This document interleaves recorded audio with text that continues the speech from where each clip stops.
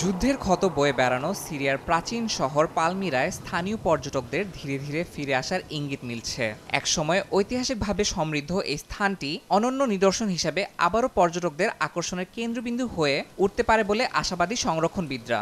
এরই মধ্যে কিছু পর্যটক দল ঐতিহাসিক স্থানগুলো ঘুরে দেখার আগ্রহ দেখিয়েছে বলে জানা যায়।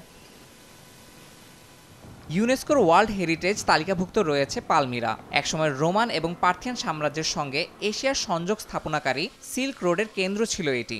2000 বছরের পুরনো এই স্থাপনাগুলো সিরিয়ার গৃহযুদ্ধে ব্যাপকভাবে ক্ষতিগ্রস্ত হয়। যুদ্ধ শুরুর আগে প্রতি মাসে প্রায় 1.5 লাখ পর্যটক ভ্রমণ করতেন এই প্রাচীন নগরী, যা আজ পরিণত হয়েছে ধ্বংসস্তূপে। স্থানীয় প্রশাসন এবং সংরক্ষণ সংস্থাগুলো যৌথভাবে ক্ষয়ক্ষতির হিসাব করে পুনর্নির্মাণের পরিকল্পনা করছে। যুদ্ধের সময় ঐতিহাসিক উপাসনালয় ও প্রত্নতাত্ত্বিক নিদর্শন ধ্বংসের পাশাপাশি লুট করা হয় বহু মূল্যবান সামগ্রী। মাটির নিচের সমাধিগুলোতেও রয়েছে ধ্বংসযজ্ঞের স্পষ্ট চিহ্ন। জাদুঘর থেকে বহু প্রাচীন নথি এবং মূর্তি হারিয়ে যাওয়ায় পুনরুদ্ধার প্রক্রিয়া আরও জটিল হয়ে পড়েছে।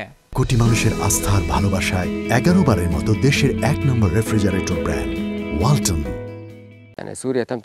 আমরা সমাধিকক্ষে ব্যাপক অবৈধ খননের চিহ্ন পেয়েছি। পালমিরা জাদুঘরটি শোচনীয় অবস্থায় রয়েছে, নথিপত্র ও পুরাকীর্তি হারিয়ে গেছে।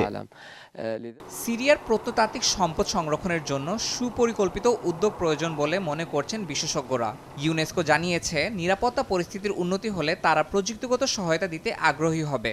দীর্ঘমেয়াদী পরিকল্পনার জন্য সিরিয়ার অন্তর্বর্তীকালীন প্রশাসনও একটি কৌশলগত রোডম্যাপ তৈরির অপেক্ষায় আছে। বিশ্লেষকদের মতে, যুদ্ধে ক্ষতিগ্রস্ত এই ঐতিহ্যবাহী স্থাপনাগুলোর পুনরায় সংস্কার হলে সিরিয়ার পর্যটন শিল্প আবারও বিকশিত হবে এবং অর্থনীতির চাকায় গতি আসবে। ইয়াসিন মোহাম্মদ জিসান, সময় সংবাদ।